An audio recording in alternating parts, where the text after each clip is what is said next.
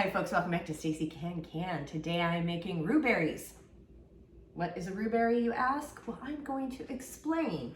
According to the Ball book of Complete Book of Home Preserving, 400 delicious and creative recipes for today, new and updated. Make sure to get new and updated. It is a spreadable fruit. And spreadable fruits are light and luscious. These spreads showcase the natural sweetness and flavor of the fruit because they are sweetened with frozen juice concentrates without the added sugar. And we're not adding additional sugar beside what fruit, the sugar content inside the fruit. The addition of the tart apples boosts the pectin content and adds body to these spreads. So they're gonna be kind of like chunky, but still spreadable. And for best results, make sure that you select berries that are sweet berries that are at the peak of their quality and ripeness and all that good stuff. However, I am in Oregon and we have had the wettest spring. I think it's up there, it hit some records, and we're late on berries this year. So I had to buy these. I think these are probably California strawberries. They are not, they are in, yep, these are California strawberries. They are in good condition though. I double checked because I know there was an issue with some of the organics, FDA issue. These are, I think these are conventional berries. So just make sure to double check when you purchase, making sure everything is copacetic. If you have any questions, contact your extension office with that. So the ingredients you need, and as I go through this, please hit like and subscribe below because that does help. And what you need for a Rhuberries. And I love the combo of the word of, it encompasses a lot, but you need 4 tart apples peeled and cored and chopped. I'm using Granny Smith. I traditionally, when they ask for tart apples, Granny Smiths have a tendency to be readily available pretty much year round, so that's why I selected those. You need 5 cups of strawberries that are halved and whole. I'll show you how to do that in a minute. 2 cups of finely chopped rhubarb. And again, I couldn't use my own rhubarb because the weather's been terrible. And then also 2 cans of apple juice that is undiluted, frozen, unsweetened concentrate, and then thawed. So it pretty much, yeah. So anyway, I just go to the freezer section and get yourself some apple juice. And then the night before I stuck it in the refrigerator, so it just thawed but still stayed cold, which is nice to have. Tools that you need. You're gonna need a big spoon. You're gonna need a knife, an apple corer if you want, but we're still gonna have to chop them up pretty good with that. So if you use an apple corer, a vegetable peeler, which I don't have, we'll definitely need a vegetable peeler. I've got a measuring spoon here because we do need to measure out the cups. And you're gonna need a funnel that I have here. You'll need your jar lifter, lid lifter, Headspace tool, and ladle. I will grab a chopstick just in case, but often when I'm dealing with, we're going to try to set this like we do with the jam, and often with the jams, I do not bubble with a chopstick. So keep that in mind. So, the other big thing that you definitely need to make sure you have before making this is we're going to be stirring it on the stove for quite some time. So you definitely need a really good heavy bottomed pan.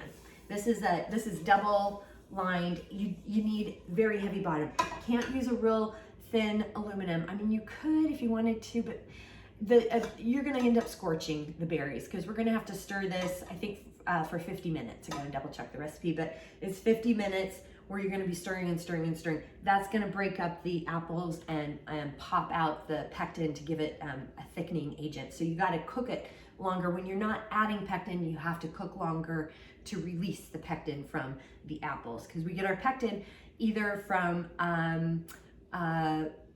apples for liquid pectin and our citruses for our powdered pectins. So that's how it's working, at least at this point in our country regarding pectin. So with all of that, let's go ahead and get chopping. To hull the berries, you want to cut around the stem at an angle. So I'm kind of doing my knife like so, and you just want to cut around. There are tools that you can use that will actually hull the berry itself, and you see that little stem in there, that's the little piece that they often want you to take out if you can. I'm gonna cut it real quick here in half, and then you can pull that piece out if you want. But this is what they mean by holing, is to, you know, get the center piece out. And then you just slice it in half. That's all I'm doing to the berries. And now I need 2 cups of thinly chopped rhubarb. So you wanna just really run your knife through and watch your fingers as you go. For the apples, you just go ahead and peel them as best you can. Like, once you got it peeled, you just use your little apple core, or you can slice it up however you want. I still think these are a little too thick, so I am gonna slice it a little bit more. I just find apples don't break down that well unless you kind of smush them in a chinois. So I am cutting these up, even an additional slice, and I'm just throwing them into the pot. So I've got the apples chopped up about this size. They are starting to turn brown, so we're sort of working quickly. I'm dumping in the 5 cups of strawberries that have been hulled and halved. Also the 2 cups of finely chopped rhubarb. And then just pouring in the 2 cans of apple juice that are undiluted, frozen, unsweetened concentrate, and thawed. And we're gonna go ahead and bring this up to a boil, get it up to a boil. We're gonna stir pretty much constantly until it comes to a boil, and then we'll reduce the heat and boil gently. Got a boil going here, so I am gonna cut the heat a little bit to about medium high. And I'm gonna set the timer for 5 minutes. And you wanna stir frequently. And as you stir, as the fruit softens, you can kind of mash it to smush the fruit around, make it a little bit easier for spreading when it's done. A couple of things as it's cooking along here. I'm about halfway through the 50 minutes. And I've just been using the back of the spoon and just kind of mushing the fruit up to the side. You'll notice here, there's actually quite a bit of foam. If you want to skim this off, you can. I don't, because I don't care about the aesthetics. The other thing you can do is put a teaspoon of butter in here at the end before we jar it up to, sometimes the fat will cut the foam. I've known people who've done it and don't notice much of a difference, and other people who notice a big difference. So it's really up to you there. Another thing that you can do while this is still boiling and processing is you can get a glass with ice and a spoon and get it ready to do a gel test. I'm gonna go ahead and show how to do that, but I normally don't particularly care. The other thing you can do is take a small plate or a bowl and stick it in the freezer. And but you actually want a plate because you need it flat bottomed, and stick it in the freezer to do the gel test that way.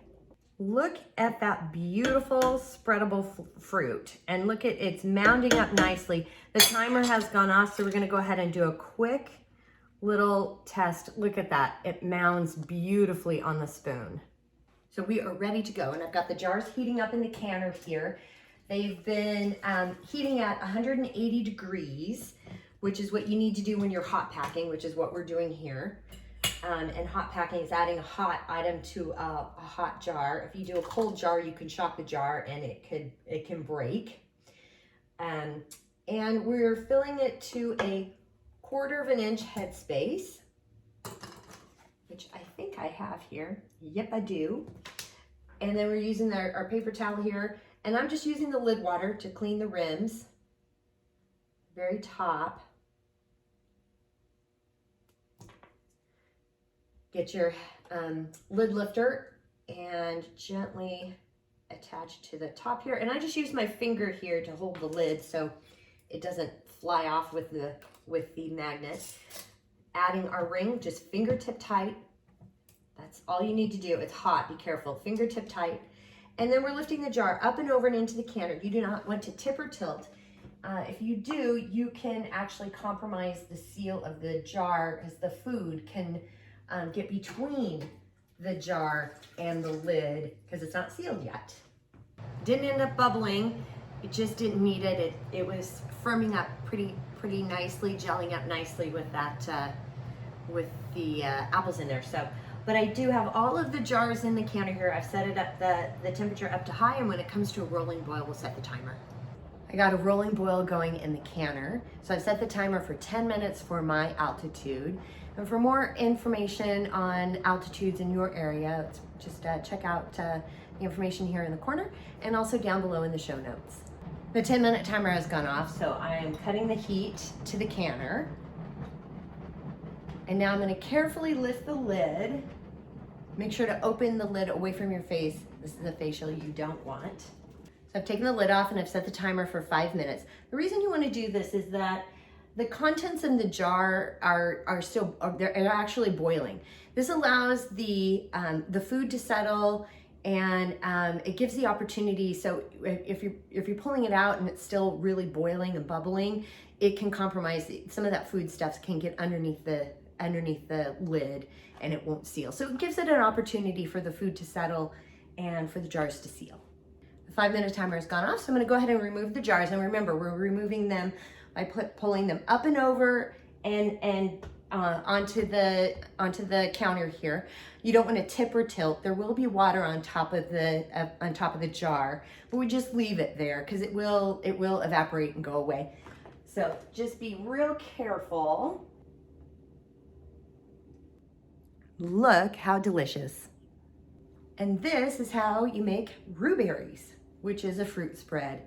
It is delicious. It's very tart. It's but it tastes like summer and spring and all sorts of happiness. The tartness of the rhubarb and the tart apples are really do pack a good punch. The strawberries do a great job of kind of mellowing that out, as does the apple juice. But it's really a great spread. It would be fantastic if you heated it up and poured it over ice cream. Oh my heart, that would be a fantastic ice cream topping. And it just whatever you want to, you could put it over jam, you can do it over cheesecake, you can, gosh, put it in the middle of some macaroons or something. Oh, that would be lovely. It is a lovely, lovely, lovely spread.